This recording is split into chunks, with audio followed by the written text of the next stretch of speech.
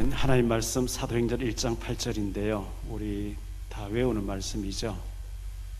같이 합독합시다. 오직 성령이 너희에게 임하시면 너희가 권능을 받고 예루살렘과 온 유대와 사마리아와 땅끝까지 이르러 내 증인이 되리라 하시니라. 아멘. 오늘 너무나 귀한 감독님을 모셨습니다. 철가방 스타 또 유관순 이런 영화를 제가 보면서 참 너무 감동스럽고 잘 만드셨다 이렇게 생각했는데, 문화사역을 하고 계시는 아주 믿음 좋으신 윤학열 감독님이신데요. 문화 콘텐츠라든지 우리 청년들이 또 유튜브 어떻게 해야 되는지 여러 가지 귀한 말씀을 전해주시지 않을까 생각되어집니다. 많은 은혜 받으시기를 바라고요. 귀한 감독님 보내주신 하나님께 감사하면서 우리 큰 박수로 환영하겠습니다.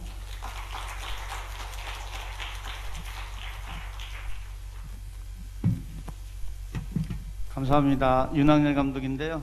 코로나 때문에 저희 잘생긴 얼굴은 못 보여드려서 죄송해요. 또 귀한 청년들 이렇게 와 계시니까 너무나 좋아요. 제가 말씀 이렇게 증가하기 전에 기도부터 시작하겠습니다. 기도로. 살아 역사하시는 주님, 이 귀한 곳 청라 사랑의 교회에 부족한 자를 세우셨습니다. 하나님, 하나님께서 택정하시고 하나님께서 세우신 귀한 청년들이 있습니다. 증인으로 내정된 청년들에게 사명의 기름 부음이 각인되는 시간 성령께서 허락하여 주시옵소서. 끝날 때까지 끝난 것이 아님을 확신합니다. 오직 우리 주님의 증언자, 증거자가 이 청라교회에서 세워짐을 선포합니다. 모든 말씀 살아 역사하시는 우리 주 예수 그리스도의 이름으로 간절히 기도드렸나이다. 아멘. 유관순 영상 하나 있을 거예요. 그거 먼저 짧은 거 먼저 플레이 해주시면, 가장 소중했던 것들을 잃어버리면 굉장히 가슴이 아파요. 그죠? 부모님이 돌아가시거나, 아직 여기 청년들은 그런 경험이 없겠지만, 이렇게 목사님처럼 부모님이 돌아가시거나, 저도 나이가 있다 보니까, 저는 아직 아버지 어머니는 지금 살아 계시지만, 부모님이 돌아가시거나 혹은 또 그럴 일이 없어야 되겠지만, 자녀분들이 불의의 사고로 이렇게 하늘나라로 가게 되면, 소천하게 되면 얼마나 가슴이 아플까요? 왜 그런가 하면 소중한 것들은 잃어보았을 때 더 가슴이 아프거든요. 저희 지금 마스크 쓰고 있는데 황사가 이제 중국 땅으로부터 몰려오게 되면 미세먼지라고 그러죠. 맑은 공기를 잃어버리게 되면 얼마나 그 공기가 간절해요. 폐가 잘못되고 건강이 잘못되니까. 그죠? 귀하고 값진 것은 잃어버렸을 때야 알게 돼요. 그래서 그것을 잃어버리기 전에 미리 알게 되면 참 좋은데, 100년 전에 나라를 빼앗겼던 적이 있었어요. 이 일제가 우리나라를 강점한 거죠. 그래서 우리는 그 시대를 일제강점기라고 그러는데요. 그때 유관순과 여러분과 같은 18세, 19세, 20세, 21세, 22세 이런 청년들이 나라를 되찾으려고 만세운동을 했던 그런 기록들을 제가 영화로 만들었는데요. 그 영상 준비되면 플레이 해주십시오. 조선의 독립국임과 조선인의 자주민임을 선언하노라.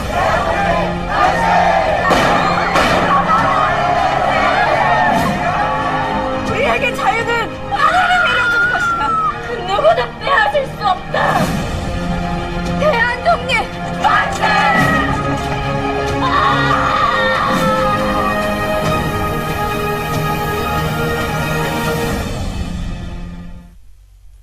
네, 우리 조선의 목사님과 저와는 한 10년 넘게, 10년 전서부터 이렇게 교제하고 목사님 말씀으로 이끌어 주시고, 왜냐하면 그 방송이나 영화 만드는 사람들, 그 KBS에서 모여서 하는 그 연예인들 이렇게 하는 그 기도 모임에서 목사님을 뵀었고요. 목사님이 특별히 다른 목사님과 다르게 문화와 청년 그리고 북한 인권에 대해서 관심이 그때서부터 많으셨습니다. 그래서 목사님과 저는 자주 뵙지는 않아도 1년에 한두 번씩 혹은 또 뭐 몇 년간에 이렇게 한두 번 배워도 늘 만나는 듯한 그런, 아마 성령님께서 한 마음으로 목사님의 그 비전과 부족한 제가 이렇게 나가는 것들에 대한 그런 마음을 주셨기 때문인 것 같습니다. 이 영상도 아마 여러분들 교회에서도 이제 봤을 거란 말씀 드렸는데요. 이 나라를 빼앗기게 되면 바로 이런 일들이 벌어지게 되거든요. 이게 체감이 안 되죠. 실제화가 안 되잖아요. 내가 겪지 않았기 때문에. 내 형제나 누나나 여동생이나 혹은 또 내 어머니나 아버지가 적에게 전쟁에 지게 되면 이렇게 몸을 유린당하는 건 기본이고요. 사지가 절단당하는 것보다 더한 고통이 뒤따르게 돼요. 나라를 빼앗기게 돼요. 우리 나라를 빼앗겼을 때 그런 기록들이 지하철역 3호선 서대문역에서 내리시면 서울 가는 길이 있으면 언제든지 한번 들려보세요. 서대문 역사박물관, 지금은 옛날에 형무소였죠. 거기에 이런 모든 기록들이 다 있어요. 그리고 특히 남자분들도 마찬가지였지만, 남옥사도 마찬가지지만, 여자 옥사를 가게 되면 그 유관순 열사뿐만이 아니라, 유관순 열사는 그냥 대표성을 띈 독립운동가 중에 한 분일 뿐이에요. 다른 분들은 더 많아요. 만삭의 임산부, 만세운동을 하다가 8개월 된 임산부가 만세운동을 하는 거예요. 구세군 사령의 부인이었는데, 임명혜 선생님 같은 분 만세운동 하다가 끌려왔어요. 왜 끌려왔냐? 다 기독교인이었기 때문에, 사명이 들어왔기 때문에. 이 작은 몸짓 하나, 대한독립 만세가 너희 나라를 독립시켜줄 씨뿌림이 된다, 기초가 된다라는 소명을 받았기 때문에. 그때 만세 부르면 죽는 거예요. 남편이 구세군 사령이어서 만세를 부르는 거를 임명혜라는 이 만삭의 임산부가 남편이 만세 부르는 곳에 따라 나가서 만세를 부르다가 옥중에서 아기를 낳아요. 옥중에서. 또 앞 못 보는 맹인 신명철 지사, 신명철. 여러분 나이 때예요. 앞을 못 봐요. 자, 지금도 장애인, 몸이 불편하신 분에 대한 그런 인권이 녹록치 않은데 100년 전 이 소녀의 삶은 어땠을까요? 앞을 못 보니까 동네 사람들이 다 혀를 끌끌끌 차요. 아니 저기 임신의 집 딸은 저게 반병신이지 저거 뭐요? 아이고 사람 꾸실도 못해요 저거. 누가 도와주지 않으면 똥오줌도 못 가린다며? 아이고 어찌 살았길래 저렇게 살을까?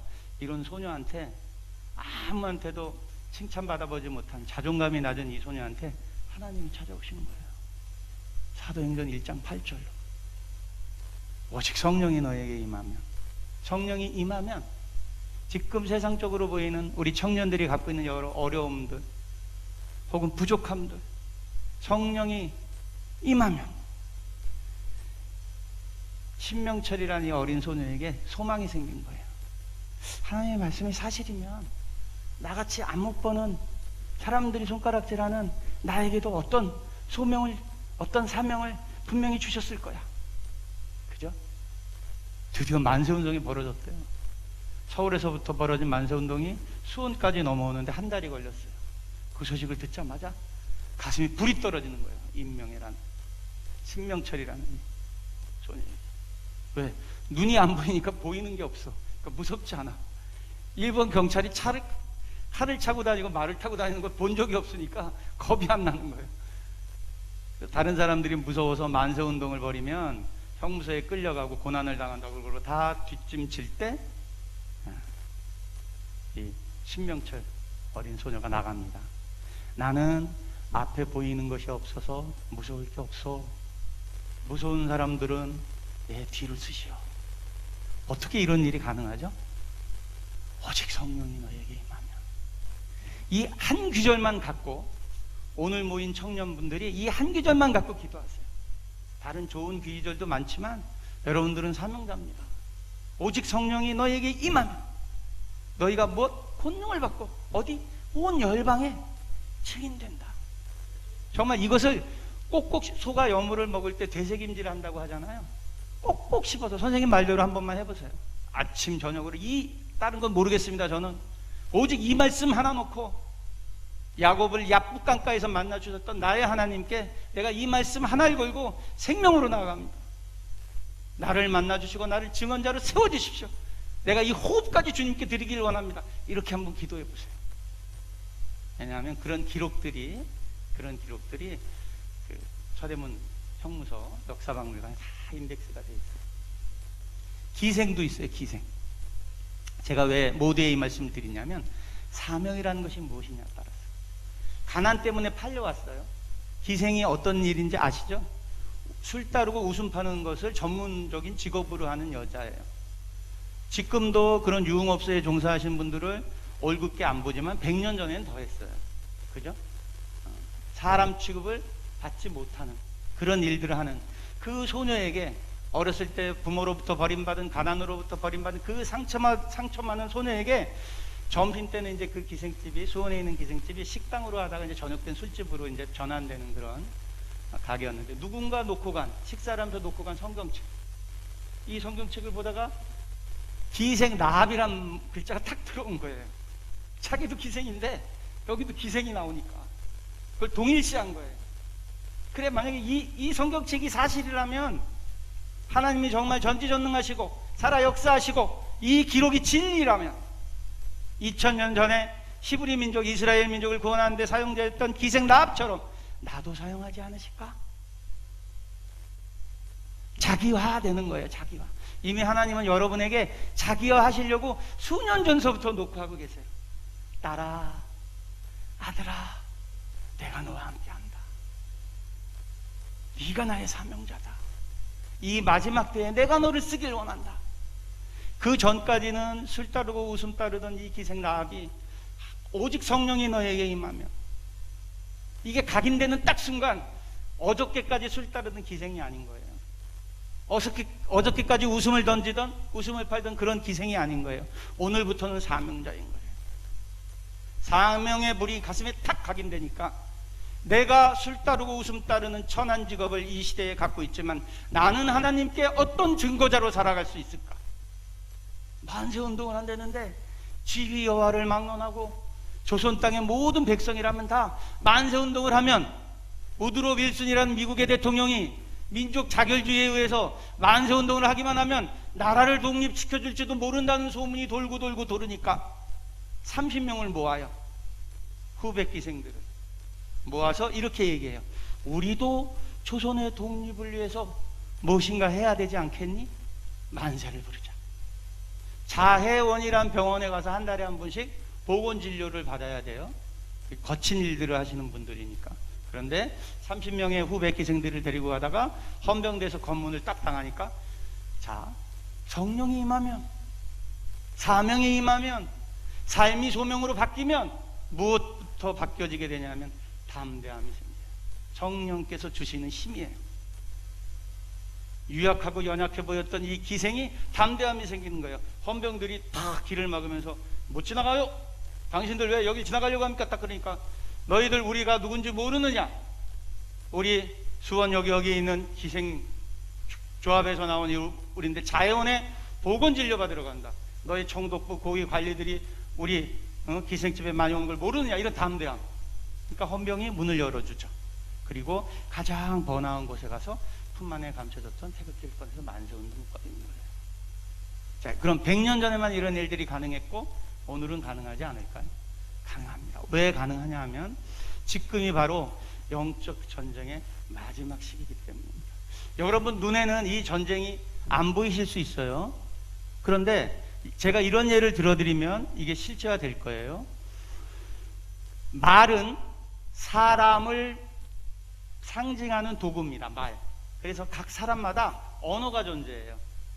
목사님에게는 목사님의 언어가, 윤학열 감독에게는 윤학열 감독이라는 언어가, 의사에게는 의사의 언어가, 학생 여러분에게는 학생의 언어가, 시장에서 갈치파는 할머니에게는 갈치파는 할머니의 언어가. 이 말은 교육에 의해서 만들어집니다. 교육에 의해서.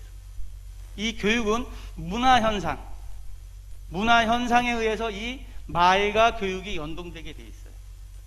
자, 그래서 2002년도에 어떤 일이 생겼냐면 월드컵이 생긴 거예요. 월드컵이 생겨서 우리나라가 개최국이 됐는데 32강, 16강, 8강 이러다가 어찌 하다 보니까 4강까지 올라가게 돼요. 5,000년 역사 중에 전 세계 4강에 든 대양 세력과 해양 세력이 맞부닥치는 반도 국가의 어떤 그 열등의식이 그 축구 경기 하나로 회복되는, 온 결회가, 온 민족이 다 결합됐어요. 해외 나가 있는 디스포라까지. 그런데 여기에 우리가 놓친 부분이 하나 있어요.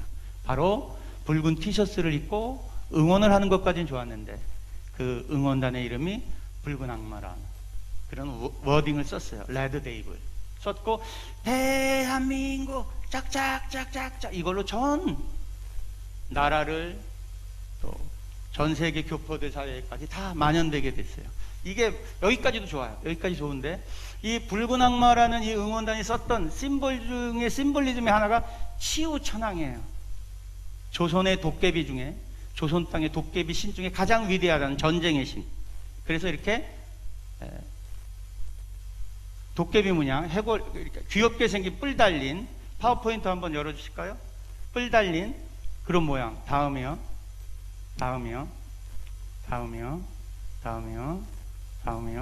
그 화면이 안 나오나? 다음이요. 안 나오는구나. 자, 다시 그럼 맨 위로 가주세요. 치우천왕이란 그 문양이, 그 기와 보게 되면 기와 위에 와우라고 있어요. 와우. 자세히 보게 되면 귀엽게 생긴 도깨비 문양이 있어요. 그거를 심벌로 해서 지금도 국가대표 대항전에 애국가가 연주되고 난 다음엔 그 걸개 그림이 쫙 올라가요. 저는 그 그림을 볼 때마다, 그때까지는 제가 하나님 만나기 전이었거든요. 저는 2008년도 전까지 하나님을 만나지 않았고 방송 작가 겸 영화 감독으로 일을 했는데, 어떤 일을 했냐면 무속인들, 샤먼들, 인간문화재를 만들어주는 일을 했어요. 그래서 이런 거에 대해서 너무 잘하는 거예요. 그리고 그렇게 딱 걸개 그림이 쫙 올라갈 때 어떻게 응원해요? 우리가 대한민국 짝짝짝짝 이렇게 하죠. 이게 주술적 기능이 있어요. 샤먼이, 그러니까 어떤 사람이 샤먼에게 찾아와서 구슬할 때, 굿하기 전에 제일 처음에 오프닝에 어떻게 하냐면 법사가 법구경을 외워요.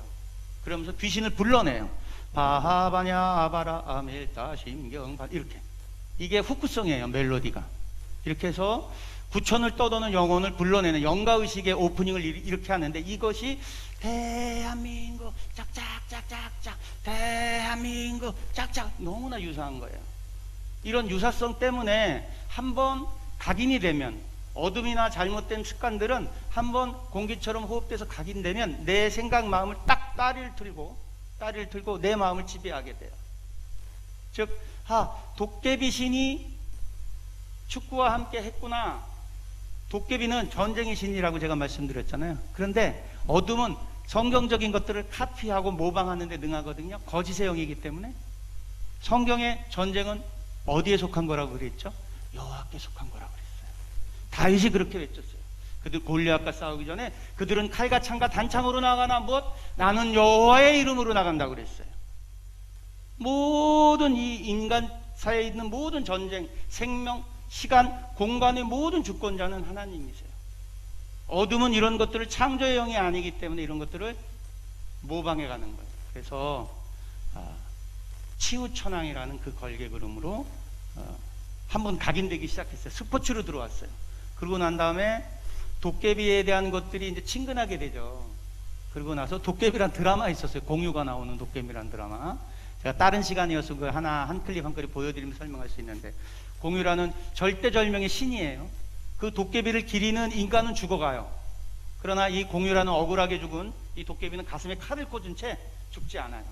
누구? 도깨비를 사랑하는, 생명으로 사랑하는 김고은이라는 귀한 그런 여자가 가슴에 꽂혀있는 칼을 뽑아줘야 그때서야 이제 죽을 수 있어요. 이런 연동거리로, 공유가 어떤 배우죠? 면세점의 배우예요. 면세점의 공유같이 잘생긴 배우가 쓴다면, 이 경우가 하는 역할이 어떤 역할이에요? 도깨비예요. 그래서 이거를 통해서 도깨비 문화가 굉장히 친숙해지게 됩니다. 어둠의 문화가. 그래서 불행하게도 한 10년 전에 무릎팍도사라는 예능 프로 있었죠. 강호동이라는 개그맨이 나와서 무릎팍 그러면서 고민에 빠졌던 연기자들이 그 프로그램에 나와서 자기의 고민을 토론해내는. 그런데 그 프로그램 다시 오늘 이제 이 말씀 끝난 다음에 오늘 한번 찾아보세요. 분별로 기도하고. 그 프로그램 시작할 때 어떻게 시작하냐면, 올빼이라는 개그맨이 오프닝송을 치면서 예능 프로그램을 시작하고, 그 무대가 법당이에요.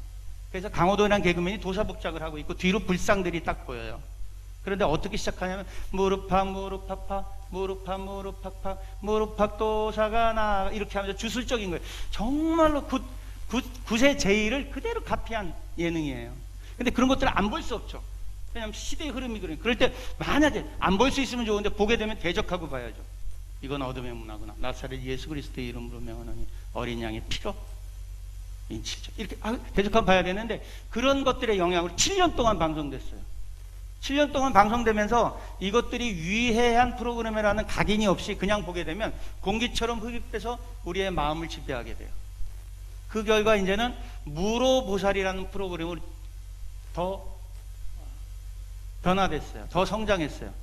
서장훈이라는 국가대표 출신의 농구선수 출신의 방송인이 선녀보살 복장을 하고 있고요. 이수근이라는 개그맨이 애기동자 복장을 하고 있어요. 문제는 이 무속과 관련되어 있는 프로그램이 공의의 부분까지 도전했어요. 이제는 본질을 흐리게 하는 거예요. 고민을 가진 분들이 오는데 어떤 분들까지 오느냐, 내일 모레 죽을 암 말기 환자까지 등장해요. 출연해요. 그래서 이분이 어떻게 얘기하냐면, 나를 위해서 내 이 병간호를 해줬던 우리 가족들에게 영상 편지도 쓰고 그동안 고마웠던 얘기도 하고, 만약에 나한테 다시 삶이 주어지면 더 열심히 살겠다는 얘기까지 하는 공적인 기능으로까지 둔갑해서 나오는 거예요. 본질을 봐야 돼요. 본질. 그런데 그 나무만 보고 숲을 보지 못하면 그 출연자의 사연 때문에 눈물을 흘려요. 누가? 기독교인이. 누가?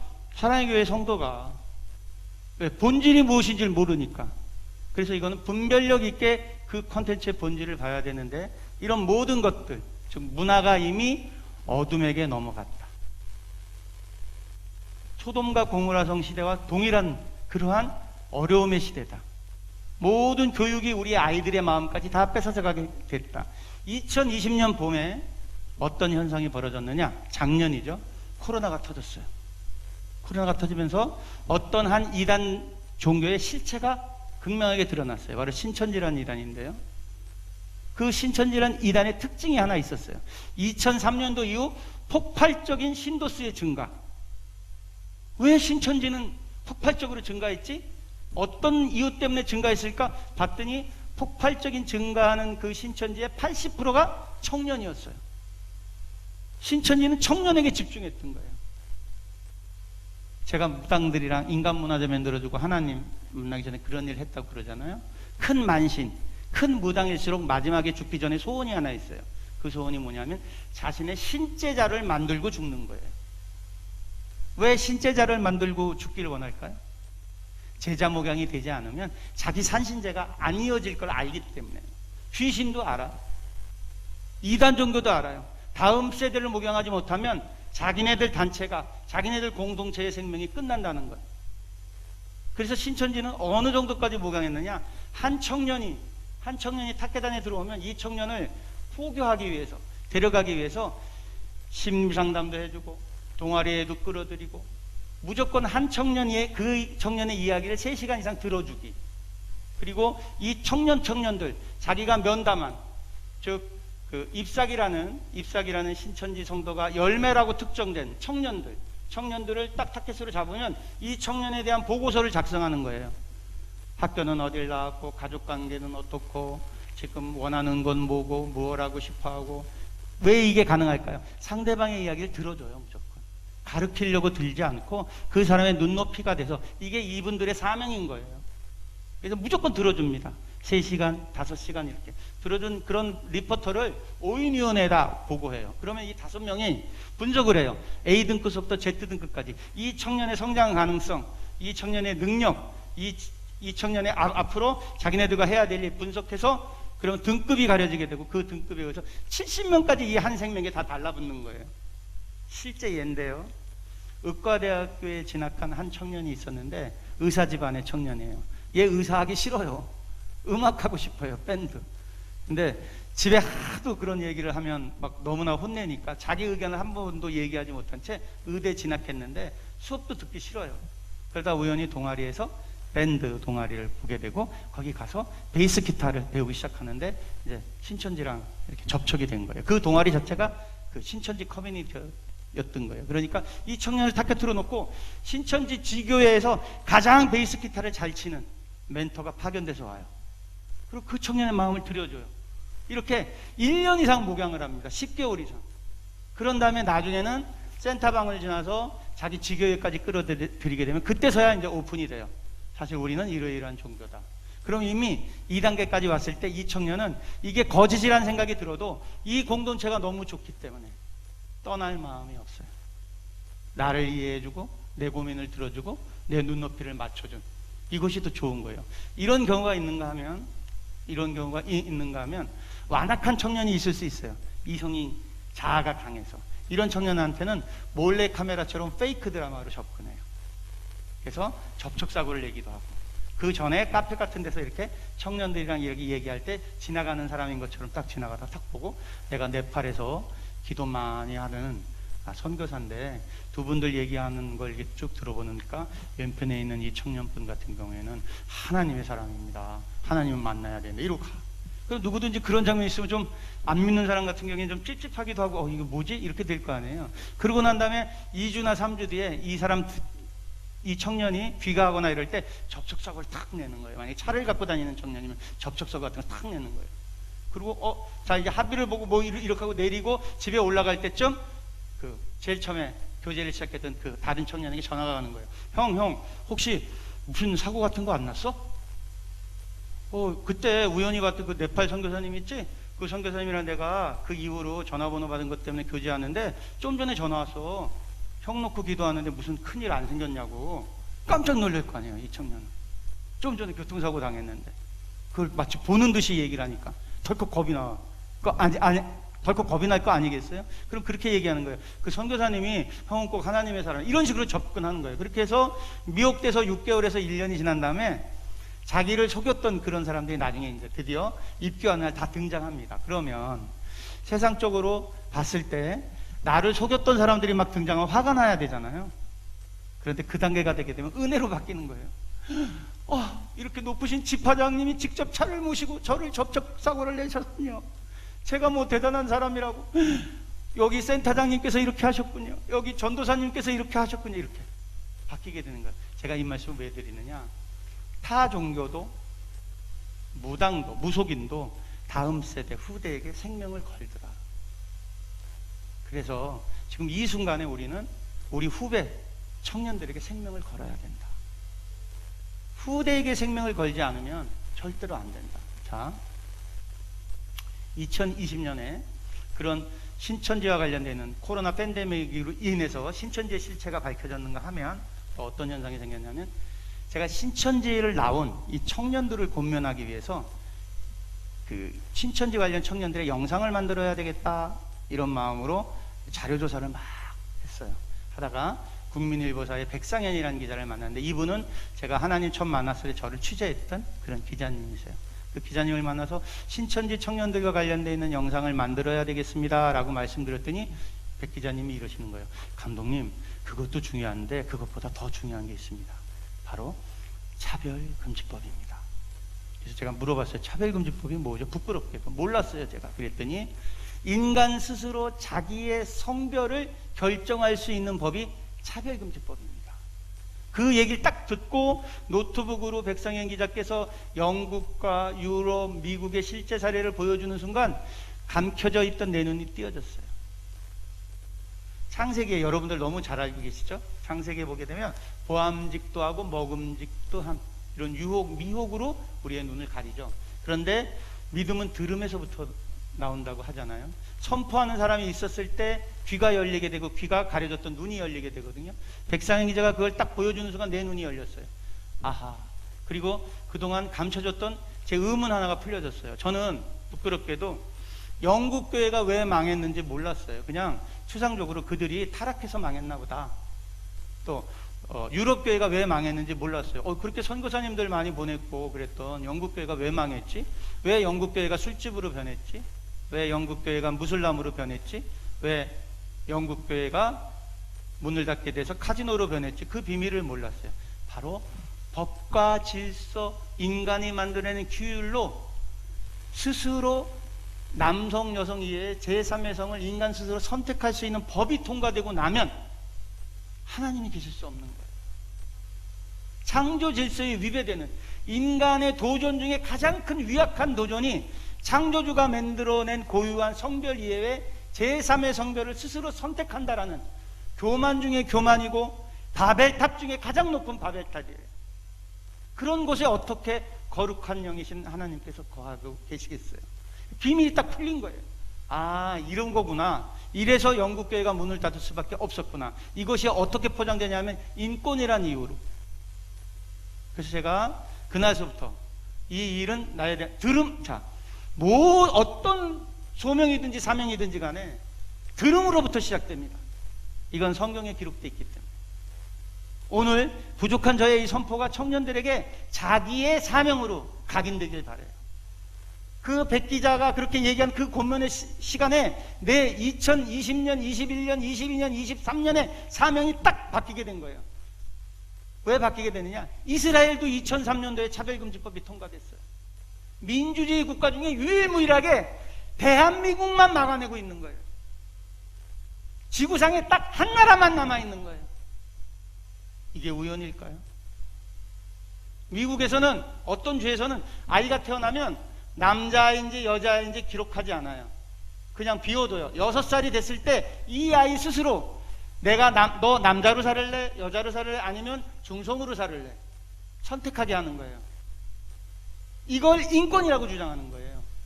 이건 하나님이 참으실 수가 없는, 하나님이 정말로 다른 건 다 용서해 주시는데 정말로 참으실 수 없는 창조 질서에 위배되는 위약이기 때문에 이 법이 통과되는 그 땅에는 성령이 거하실 수 없는 거예요. 우리 아이들이 이미 이런 교육을 받고 있어요. 초등학교에서 이미.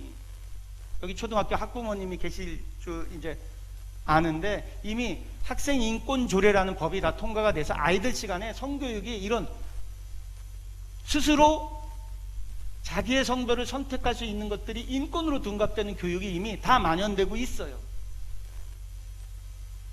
이런 법이 통과된 그 미국의 실례는 이러해요. 낮에는 남자로 살아요. 그런데 오후에 비가 내려요. 그리고 회사나 직장이나 혹은 학교에서 안 좋은 소리 들었어요. 갑자기 쿨해져요. 그러면 자기 라카에 가서 여자로 가발 쓰고 나오는 거예요. 오전엔 존이었는데 오후 2시부터 메리예요. 나 메리야. 나를 메리로 받아들여줘야 돼. 이게 젠더 이데올로기인 거예요. 그래서 아직도 모르는 교회들이 많더라고요. 아직도 모르는 목사님들이 많으셨어요. 아직도 모르는 성도님들이 많으셨어요. 저는 동성애자는 긍휼함으로 우리가 안아야 돼요. 그러나 동성 간의 성행위, 이것이 죄악이란 말이에요. 그래서 이것들을 차별금지법을 반대하는 이프 패밀리라는 영상으로 만들기로 했어요. 이 영상에 오늘 또 집필하신 작가 선생도 와 있고 제작실장도 와 있는데, 사도 바울이 로마를 복음화시킬 수 있었던 이유는 로마 시민권이기 때문이거든요. 시민권을 가졌기 때문에 내가 로마 가서 나 시민권자야, 나를 당신들이 함부로 정죄할 수 없어, 나는 로마 황제 앞에서 나를 심판하려면 황제 앞에서 내가 나를 변호할 수 있는 권리를 줘. 이래서 로마까지 가게 되고 그 연유로 인해서 로마의 복음이 이렇게 증거됐는데, 미디어가 빛과 어둠의 도구가 되는 시대이기 때문에 미디어가 우리 청년들의 마음을 뺏어갈 수도 있지만 또 차별금지법 같은 이 악한 법이 통과시키는데 영향을 줄 수도 있지만 저같이 이프 패밀리 같은 영상으로 청년들에게 이 실체를 알릴 수도 있는 거예요. 그래서 선포했어요. 함께 해줄 사람을 찾습니다. 여러분들이 이제 동역을 해주기로 했고 4가지 영역으로 나눠서 제작을 해야 되겠다라고 생각을 했어요. 그런데 보통 극영화를 만드는데 최하 유명 배우가 나오려고 그러면 60억 정도가 기본 재정이에요. 그리고 드라마도 4억 정도가 있어야지 만들어져요. 그런데 저는 그럴 만한 재정이 없는 상태에서 또 빠른 기간 안에 만들어야 됐기 때문에 최소의 재정으로 최대 효과를 어떻게 하면 낼 수 있을까? 제가 할 수 있는 건 하나도 없어요. 오직 성령이 너에게 임하면, 성령님이 이끄시는 대로 기도로. 그래서 짧은 유튜브용으로 만들어야 되겠다. 짧은 건 30초, 45초, 1분 20초, 3분, 5분, 12분, 24분 이런 식으로. 그래서 19개를 만들었어요. 이 만든 이유는 이렇게 예배 시간에 목사님들께서 설교 시간에 사용하실 수 있게, 혹은 광고 시간에 사용할 수 있게, 혹은 또 공동체 모임에 사용할 수 있게 목적용 영상을 만들기로 했어요. 선포하고 만들어야 되는데, 자, 세상적 작품은 촬영을 하려면 부산에서 한 장면 찍고 제주도에서 한 장면 찍고 서울에서 한 장면 찍고 이래도 돼요. 재정이 많으니까. 저는 반경 4km 안에서 이걸 다 해결해야 돼요. 왜냐하면 한 장면, 한 작품을 찍는데 함께 참여하는 인원이 굉장히 많아요. 촬영팀이 4-5명, 촬영감독 있죠, 조명감독 있죠, 조명팀, 또 제작부 있죠, 미술팀, 세트 만들죠, 뭐 의상, 헤어, 분장, 그 다음에 연기자, 매니저, 최소한 50명에서 60명이 움직이는 거예요. 그냥 한 장면이 만들어지는 게 아니라. 그런데 그 50명에서 60명이 부산 갔다가 제주도 갔다가 서울 갔다가 이렇게 할 수가 없는 환경인 거예요. 그래서 기도했어요. 하나님, 저는 부족합니다.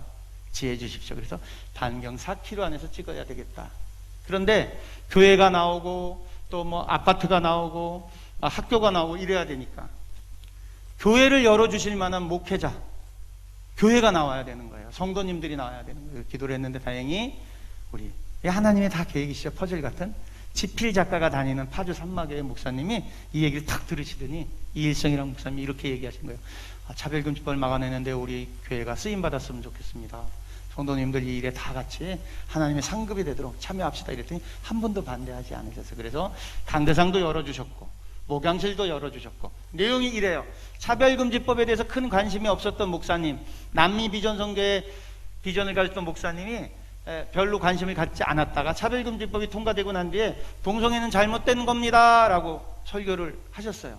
실제로 이렇게 돼요. 차별금지법이 통과되고 나면. 그러면 이 차별금지법의 위약성이 어디 있냐면 동성애는 잘못되어 있는 것입니다 라는 설교를 들은 동성애 커뮤니티들이 그 설교로 인해서 정신적 스트레스를 받았다는 것을 손해배상 청구를 할 수 있는 법이에요. 한 건당 500만 원 최하. 그런데 나만 고소를 하는 게 아니라 동성애 커뮤니티가 함께 같이 10명, 20명, 30명, 100명 이렇게 단체 소송이 가능하고요. 또 유튜브나 교회 설교 시간에 이제 목사님 설교가 올려져 있는 거잖아요. 반복적으로 들었다. 그래서 나 마음의 상처를 입었어. 나 이거 도저히 치유가 안 돼. 그런데 더 나쁜 것은, 이 법이 위약한 것은 그 사람이 스트레스 받았다는 그 모든 과정, 즉 받지 않았다는 것들 누가 증명해야 되냐면 설교를 한 목사님이 증명을 해야 되는 거예요. 이 사람이 스트레스를 받지 않았다는 거 이기려면. 그러니까 이길 수가 없는 법인 거예요. 이런 법이 영국에서는 이미 이런 법 때문에 고소고발이 따르게 돼요. 자, 실제 우리 영상에서는 어떻게 되냐면 이런 목사님이 동성애에 반한 설교를 했을 때 동성애 커뮤니티에서 고소고발을 하게 되면 어떤 예가 벌어지게 되냐면 동성애 커뮤니티에서 이렇게 얘기하실 거예요. 외국에서는 그렇게 하니까 교회 분들은 저희들이 벌하고 싶지 않습니다. 설교는 목사님만 하신 거기 때문에. 그래서 교회를 지키고 싶으시면 목사님만 교회를 떠나게 해주세요. 고소를 취하게 해주는 조건으로. 이러면 당회가 열려지게 돼 있어요. 당회에서 장로님들과 성도님들이 이렇게 얘기해. 교회를 지키려니까 부득불 목사님이 교회를 떠나셔야 되겠습니다. 이 일이 안 벌어진다고 누가 장담하겠어요? 영국과 미국에서 벌어졌던 일들인데. 그죠? 목사님이 이 교회를 떠나셔야 이 교회가 온전하게 남아있게 되겠습니다. 이게 왜 이러냐면 그런 어떤 목사님이 동성애에 반대되는 설교를 해서 고소고발을 당했다라는 그런 것들이 선포가 되는 순간 다른 목사님들은 아예 성경에 기록되어 있는 것 중에 동성애 금지하는 설교를 못 하시게 돼요. 위축이 되시니까. 안 그럴 것 같죠? 그렇게 되게 되어 있습니다. 세상의 흐름. 그래서 그런 것들을 실제 조혜련이라는 개그우먼, 또 표인봉 개그맨, 또 김영두라는 그 목사님, 여러 연기자분들이 모여서 그런 콘텐츠를 만들었고요. 학교 교육이 망가지게 됩니다. 학교 교육이 파괴되게 됩니다. 동성애가 잘못된 겁니다 라고 교사가 얘기하는 순간 학생이 손을 들어서 선생님이 그 발언은 반인권적인 발언인데 제가 인권위원회에 고발하겠습니다 이렇게 되게 되면 그 선생님이 법률적인 제재와 함께 교권이 박탈당하게 되고, 가정에서는 아까 말씀하신 대로 교육에 의해서, 자, 착한 아이는요, 기독교인, 특히 기독교 가문의 착한 아이는 아빠 엄마랑 일부러 이야기하지 않아요. 이 문제에 대해서 이야기하는 순간 또 잔소리가 들으니까. 학교 교육은 이미 넘어갔어요. 남성 여성 이외에 제3의 성을 인정해야지 그게 진정한 인권이라고 이미 그렇게 교육받고 있다니까요. 근데 우리는 왜 몰랐느냐? 아이들의 교과서를 갖고 오지 않아요. 그 부분에 관련되어 있는 교과서를. 그리고 학교에다 놓고 다녀요. 지금 놓고 다니고 그것과 관련되어 있는 전문 선생님들이 양육이 돼 있어요. 성별 정체성, 이거 그 성교육 전문 선생님들이 이미 훈련 프로그램에 돼 있어요. 그래서 교사가 다른 인권이라는 표현으로, 그러니까 성별 전체성과 관련되어 있는 것에 대해서 성교육 전문 선생님에게 강의를 요청하게 되면 이 요청한 선생님이 인사고과를 더 많이 받아요. 좋은 교육을 했다고. 즉 교육제도, 지역별 교육감의 시선, 지역별 교육 공동체의 시선이 젠더 1위에 오르기를 합법화시키는 쪽으로 기울어져 버렸습니다. 그래서 착한 기독교인 아이들은 엄마 아빠에게 일부러 이런 말을 안 해요. 왜? 얘기하는 순간 싸움이 벌어지게 하고 의식이 다른 다툼이 벌어지게 되니까. 그래서 자기 공동체에서 얘기할 때 이래요. 아유, 우리 아버지 엄마는 멀었어. 꼰대들은 알지도 못해. 이런 식으로 교육에 의해서. 그런데 지금이라도 이걸 바로 잡아야 되겠어요. 그래서 이런 영상을 만들었고요. 60만 뷰가 넘었어요. 19개를 만들었는데 실제로 본 분들은 한 300만 명도 넘는다고 해요. 시즌2를 또 찍어요. 4월 3, 4, 5, 6 4월 3일서부터 또 찍어요. 또 찍는데 혹시라도 여러분들 중에 이런 쪽에 미디어 쪽에 관심 있는 분들이 있으면 참여했으면 좋겠어요. 스텝으로 참여해도 되고요. 또 제작 쪽, 또 스크립 여러 분야로 다 또 연기가 가능하면 엑스트라도 많이 필요하니까 아니면 또 본인이 연기에 관심이 있으면 전문 연기자로, 또 음악이면 음악 쪽으로. 미디어의 시대이기 때문에 오늘 이렇게 한번 들었는데 오직 성령이 너희에게 임하면 너희가 권능을 받고, 어떤 권능을 갖고 있는지 모르실 수도 있어요. 그런데 오늘 이 얘기를 딱 듣고 동기부여가 되면 목사님 통해서 제가 연락처를 남겨놓고 갈 테니까 도전해보세요. 처음부터 잘할 수 있는 사람은 없거든요. 그래서 이제 요걸 이제 만들고요. 그 다음에 제가 이제 그 현장에서 세상적인 영화나 드라마는 제 첫날 어떤 일을 하냐면 고사를 지내요. 세상 신에게 절을 해요. 돼지머리 놓고 소머리 놓고, 그리고 돈 갖다 꽂고요, 절을 해요. 안전사고 없게 해주시고 영화 대박나게 해주시고, 그런 게 전 너무 싫었어요. 무당들 인간문화재 만들어주던 악인 중에 악인이고 괴수 중에 괴수인 삶을 살다가 하나님을 만났기 때문에, 그래서 내가 하는 현장은 기도가 되게 되고 예배가 되게 되고 찬양이 됐으면 좋겠다, 이런 바람이 있었기 때문에. 또 그 표현병이라는 개그맨이 제 친구인데요, 목사님 되셨어요. 그리고 김영두라는 실제 목사 역할을 하시는 그 김영두라는 데이빗 김이라는 목사님이 전원일기에 나오셨던 목사님이에요. 그러니까 목사님이 두 분 계신 거고, 저희 이런 집사는 남녀 오랑개가 타종교를 믿다가 하나님 만나서 성경을 40독을 하는, 그죠? 하나님의 증거자예요. 그런 분들이 함께 촬영장을 하니까, 그래서 한 테이크 한 씬 시작되기 전에 기도로 시작했고요, 한 씬 마치자마자 또 기도로 마쳤고요, 수시로 찬양을 불렀고요. 그러다 보니까 하나님 보시기에 좋으셨나 봐요. 기쁘셨나 봐요. 그 자리가 치유가 되는 그런 현장이, 또 회복이 되는 그런 현장이 됐어요. 출연자 중에 제주도 MBC 아나운서 출신의 출연진이 이렇게, 저희 영상 이제 한번 살펴보세요. 전도사 역할로 나왔던 청년인데요, 하다가 갑자기 한 테이크, 한 촬영이 끝난 다음에 이틀째 되는 날 저를 찾아왔어요. 우리 감독님, 저 매번 이렇게 기도하고 촬영하고 촬영하고 또 찬양하고 촬영하는 거 너무 좋은데 저도 하나님 다시 만날 수 있나요? 초등학교 때까지 교회를 다녔었는데 어느 순간서부터 교회를 안 다녔는데 자꾸 촬영할 때마다 이렇게 눈물이 나요. 은혜인 거예요. 그래서 물론이지, 이 촬영 별로 중요하지 않아. 이 촬영보다 더 중요한 건 청년이 하나님 만나는 거야.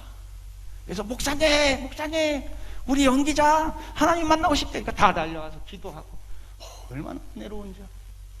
어려움이 너무 많은 거예요. 왜냐하면 하나님과 관계된 일이니까. 재정은 두 번째인데, 제가 연약한 사람이라서 이 일을 마무리 못 질까봐 처음에 제가 차별금지법 관련되는 이프 패밀리를 만든다고 하니까 케냐에 선교사님 계세요. 임은미라는 선교사님.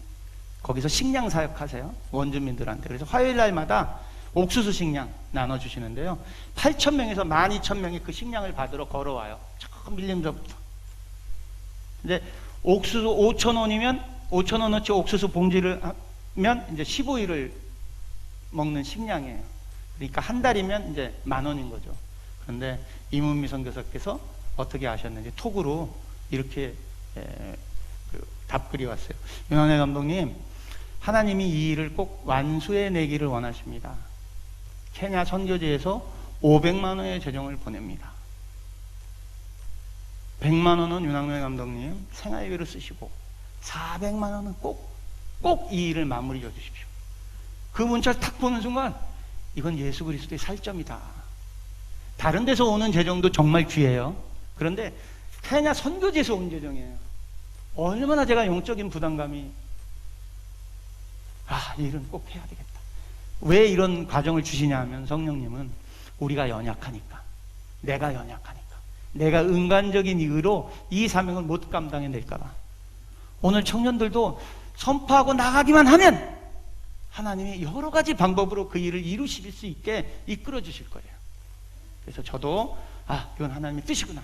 내가 그 어떤 어려움이 있더라도 이 일을 완수를 해나가야 되겠다. 그렇게 해서 진행됐는데,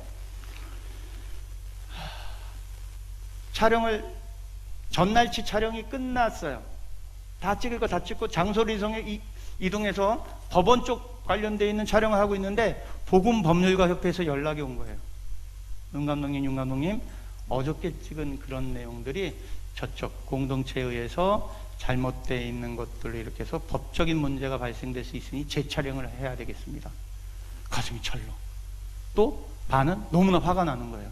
대본을 보내준 지가 감수를 해달라고 한 달도 넘었는데 다 찍고 났는데 이걸 다시 찍으라고, 재정도 없을 뿐더러 또 행여나 이 공동체에 참여했던 분들이 위축감이 있으면 안 되는데 이걸 어떡하지? 그런 성령께서 지혜 주셨어요. 네가 하는 일이 아니다. 내가 하는 일이라. 오직 성령이 너에게 임하면, 그죠? 신명철 지사처럼 선생님은 저는 굉장히 연약한 사람인데 담대함을 주시는 거예요. 그래서 지혜롭게 오디오에 문제가 있는 것처럼 얘기를 하고 재촬영을 했어요. 재촬영을 해서 문제가 될 만한 것들을 다 걷어냈어요.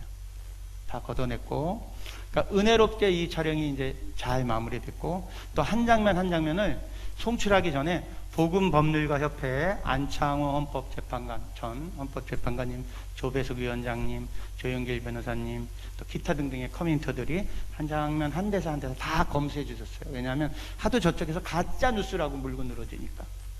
그래서 정말 그 순간순간을 접할 때마다 이것이 영적 전쟁이구나. 그냥 넘어가는 것이 하나도 없구나. 그렇게 해서 과정은 어려움이 있었을지라도 최선을 다했기 때문에 결과로까지 이어졌고요. 이제 시즌2를 이제 3, 4, 5, 6일 이제 찍는데, 그러다 보니까 현장에서 청년들이 함께 했으면 너무 좋겠다는 마음이 드는 거예요. 1인 미디어 시대인데 자기가 찍고, 자기가 연출하고, 자기가 편집하고, 자기가 연기하는 이런 청년 영사를 300명을 만들어야 되겠다. 내 생명으로 무당들 인간 문화를 만들어주던 그지 같고 거지 같고 버러지만도 못한 이 부족하고 무익한 내가 감히 할 수 있는 일이 있다면 가능성을 가진 청년들에게 오늘처럼 이렇게 외치는 것이다. 여러분이 미디어의 주인공이라고. 그리고 그 청년들이 공부할 수 있게 내가 생명을 다 걸어서 본인들이 찍고 촬영하고 편집하고 이런 시스템을 만들어줘야 되겠다. 그래서 300명 용사를 목양해야 된다. 세상 강사들보다 최고의 강사진, 예를 들면 연기는 최수정, 개그 연기는 조혜련, 촬영은 최연기, 극작은 윤학년, 연출은 그래서 세상 청년들도 이 강좌를 듣고 싶어하는, 왜냐하면 무료 강좌니까 6개월 합숙하는, 모든 미디어 환경으로부터 단절돼서 새롭게 교육되는, 과거에 들었던, 과거에 익혔던 언어체계, 상징체계를 다 뿌리채 뽑아내고 새롭게 그리스도형으로 새롭게 번어게인 되는, 세상과 단절되어 있는 덕평수련원 그런 데서 만약에 하면 너무 좋겠죠. 딱 아예 세상과 6개월 최고의 강사진이 먹여주고 재워주고, 눈 뜨면 극작, 눈 뜨면 촬영, 눈 뜨면 편집, 눈 뜨면 웹툰. 오늘은 웹툰까지는 못 말씀드리겠는데 그림까지는 이렇게 해서 완전히 6개월 동안 완전히 세상과 분별된 용사로 무장되는, 그렇게 해서 무장된 청년들을 4박 5일 동안, 이 청년들이 입소하기 전에 4박 5일 동안 해병대 훈련, 극기훈련. 먼저 육체가 깨끗해지는 육적인 4박 5일 동안 해병대 훈련, 교수진도 같이, 그리고 성경 100구절 이상을 암송하는 기본적인 매뉴얼을 통과하고 난 그런 청년들에게 먹여주고 재워주면서 양질의 교육을 시키고 통과된 6개월의 청년들은 3개월 동안 저 시골교회, 저 미자립교회, 유튜브나 이런 미디어 환경으로 열악한 목회자님과 교회를 돕는, 섬기는, 그리고 나머지 3개월은 해외에 나가서 전 세계 선교지에 가서 선교사님들의 삶을 기록하는 1년 코스. 이런 청년들을 만들어야 되겠다. 그게 두 번째 제 이제 사명이 된 거예요. 그래서 이 일을 선포하고 다녀요. 이 코로나가 좀 잠잠해지면, 원래 코로나가 아니면 지금 당장이라도 하고 싶습니다. 하고 싶은데 준비가 더 철저해야 되거든요. 이 일이 귀하고 강하고 클수록 어둠은 또 이 일을 못하게 할 터이니까. 그래서 생명으로 이 일을 할, 오늘 이제 이 소리를 들은 청년들 중에 나도 미디어 용사가 되고 싶다 그러면 목사님한테 딱 말씀만 드려놓으면 되는 거예요. 특별히 청라사랑의 교회는 다 통과됐으니까. 청라사랑의 교회는 콘텐츠가 무궁무진하잖아요. 전도의 영이 임한 교회잖아요. 전도, 하나님이 함께 하실 때 얼마나 준비된 자들을, 그죠? 컬링하시는지 그것만 만들어도 은혜인 거예요. 뭐 콘텐츠가 뭘 찍지 걱정하시고 하나님 다 준비하고 계십니다. 하기만 하면. 북한 인권 다 우리 동포들이 어떤 어려움 속에서 생명을 내걸고 이 자유까지 오게 되고, 거기서 지금 매년 순교되고 있는, 지금도 완전 통제구역에 억류되어 있는 김정은, 김국기, 최충길, 고현철, 김원호, 함진우 선교사님, 그런 선교사, 완전 통제구역에 억류된 그 선교사님들의 그 삶을 기록하고, 그 콘텐츠 얘기가 나와서 그런데 5천만을 상대로 하는 콘텐츠로는 세상을 못 지배해요. 그러나 미국, 유럽을 상대로 한 콘텐츠는 세상을 지배할 수 있어요. 북한 인권이 그러한 거예요. 그래서 지금서부터, 오늘 처음 들었다, 그냥 알고는 있었는데, 이러면 사명자가 된 게 아니에요. 그거를 조사하고 쓰려고 그러고 시작할 때 이미 사명자가 되는 거예요. 그래서 오늘 두 가지가 다 있는 교회잖아요. 전도와 북한 인권. 이야, 여기 자료가 같이 다 있잖아요. 그죠? 그래서 그런 청년들을 목양하는 것이 두 번째 기도 제목이고요. 세 번째가, 제가 4월 21일 날 이 공동체에서는 처음으로 선포하는 거예요. 기도를 꼭 해주셔야 돼요. 매일매일 기도해 주시기 바라요. 4월 21일 날 시베리아 글라크로 가요. 블라디보스톡으로 가서 거기서 2시간 반 비행기를 타고 마가단으로 가서 마가단 뿌띠크착이라는 곳에 가서 거기서 다시 또 40km 이상 산골로 들어가야 돼요. 러시아 사람들도 안 가는 시베리아 저 산속, 한국으로 따지면 강원도 저 산골, 거길 왜 갔느냐? 한국 전쟁 당시에 한국 전쟁에 참전했던 미군 조종사, 엘리트 중에 엘리트, 그리고 한국군 포로의 유해가 시베리아 포로 수용소였던 그 자리 땅 밑에 묻혀 있어요. 얼음 땅 밑에. 그거를 촬영하러 가요. 왜 가느냐? 하나님이 이걸 찍으라고 명령하셨기 때문에. 한미 동맹과 관련돼 있어서 이게 중요한 콘텐츠예요. 미국 사람들은 못 찾아내고 있는 그런 것들을. 벤프렌트 장군이라는 사람은 미 8군 사령관이었는데 한국 정전 때 자기 아들이 공군 조종사였어요. 이 한국 땅이 그냥 만들어진 땅이 아니에요. 또 워커 장군은 자기 아들이 또 샘 워커예요.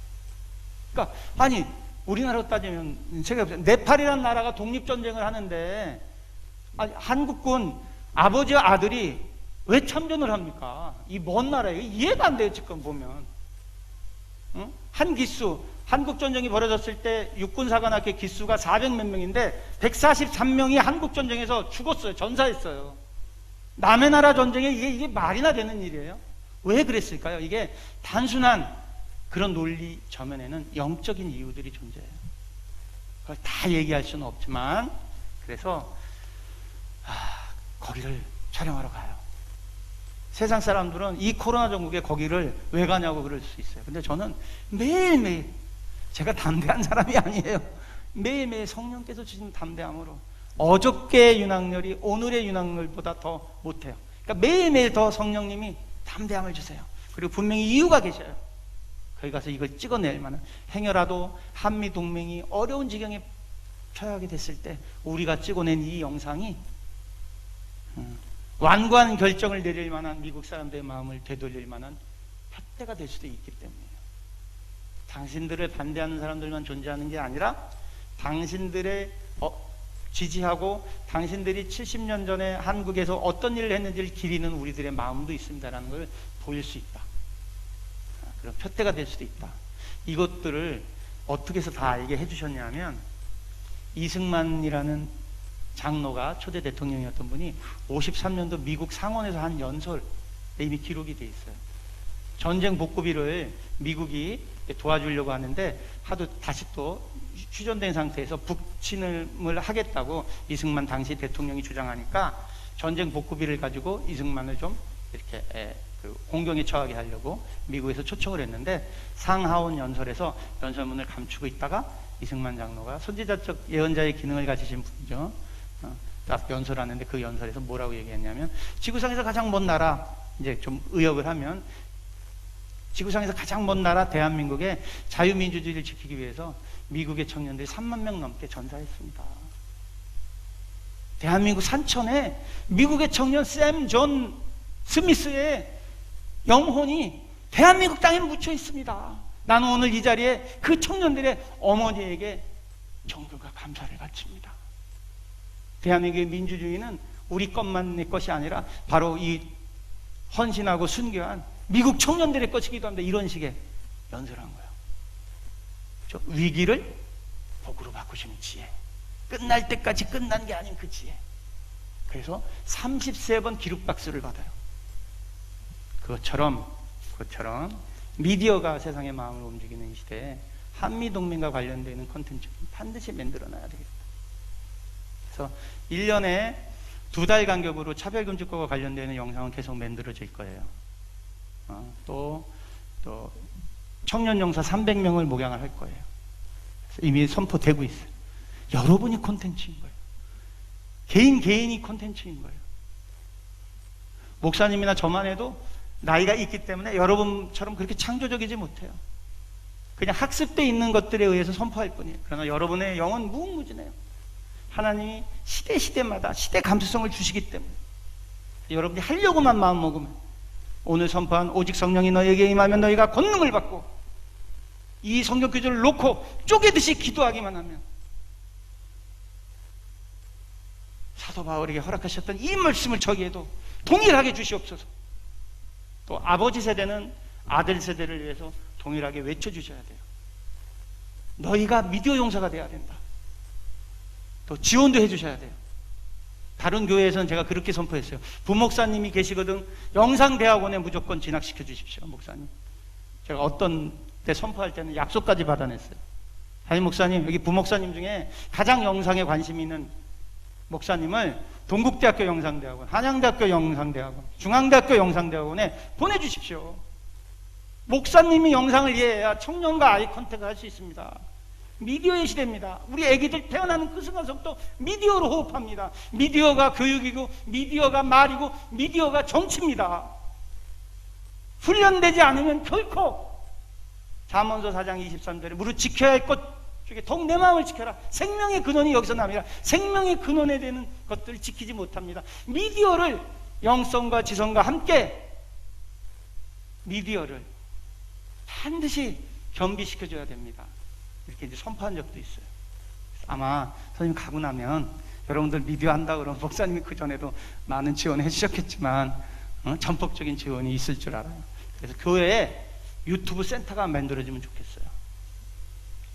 아니, 어떤 청년들한테, 야, 청라 사랑의 교회가 있는데, 이거 목사님이랑 상의 안 드렸는데 제가 그냥 말씀드리는 거예요.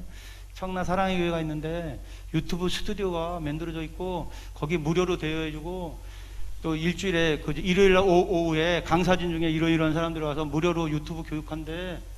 너무 좋지 않냐? 그리고 거기에 20만 넘는 유튜버들이 4명씩이나 있어. 야, 우리 갈래? 이거 마다할 청년이 있겠어요? 자기도 1인 미디어 만들어보고 싶은데, 먹방이다 뭐다 룩북이다 뭐에다 엄청 모든 게 다 미디어인데. 과거의 교회가 문화를 선도했던 시절이 있었거든요. 문학의 밤이다 뭐다.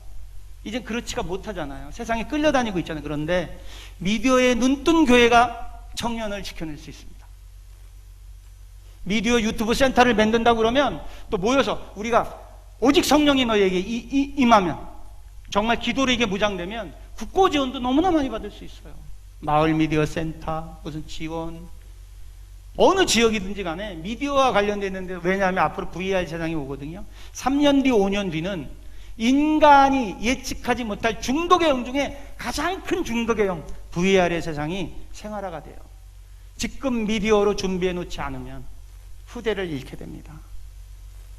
단순하게 보여지는 표피적인 음란물이 아니라 실체화되어 있는 VR 음란물이 한번 휘덮기 시작하면 그것도 아주 적은 물질로 그 중독의 영에 한번 탁 인침을 받게 되면 못 빠져나가는 그런 세상이 오게 됩니다. 지금서부터 미디어에 생명을 걸어야 되고 지금서부터 그런 용사들을 만들어야 되겠어요.